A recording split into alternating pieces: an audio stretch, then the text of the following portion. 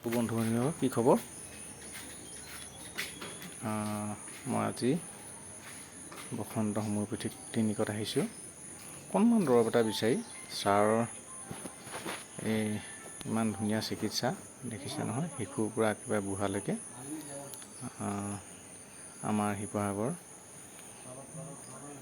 মাজমজিয়াতে ছাৰৰ মানে চেম্বাৰ, আৰু তাতে তেওঁ নিজৰ ঘৰো। আপোনালোকে কোন কোন আহিছে বাৰু?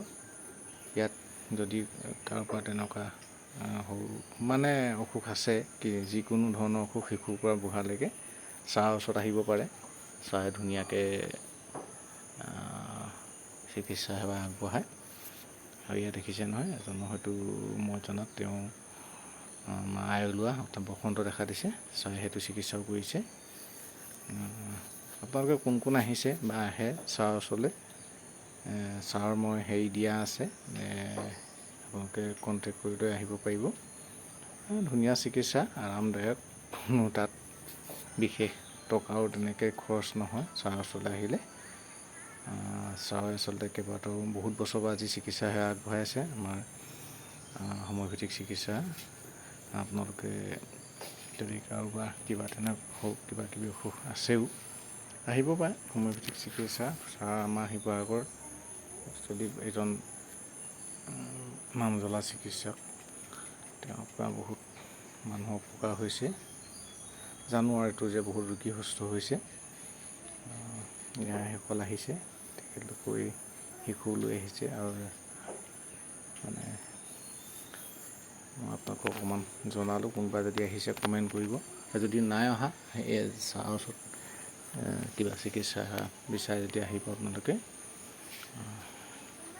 আমাৰ শিৱসাগৰ মাজমজিয়াতে আছে।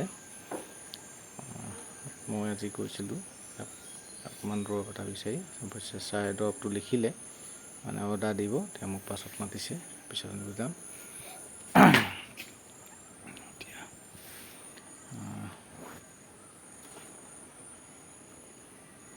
অৱশ্যে ছাৰে দৰৱবিলাক মিলাওঁতে সময় অলপ লয়, আৰু মানে তেওঁ অকলে চায়ো আৰু দৰৱবিলাক দি তেওঁ নিজেই দিয়ে, মানে ইটোৰ লগত সিটো মিলাবলগীয়া হয়। সেইকাৰণে অকণমান সময় লয়, আৰু তথাপি একো নাই।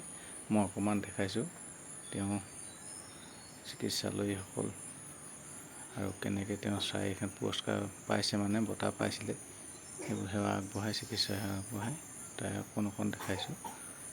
ছাৰৰ অৱশ্যে অনুমতি আজি ল'বলৈ নহ'ল, আৰু তথাপিও মই জনাত ডক্টৰ ছাৰ সুন্দৰ চিকিৎসা সেৱা আগবঢ়াই আছে। সকলোকে ধন্যবাদ থাকিল। আহিব বসন্ত homeopathic, Pawan Kumar doctor sir. ভিডিঅ'টো পাৰিলে শ্বেয়াৰ কৰি দিব, লাইক, কমেণ্ট, ছাবস্ক্ৰাইব কৰিব। ধন্যবাদ।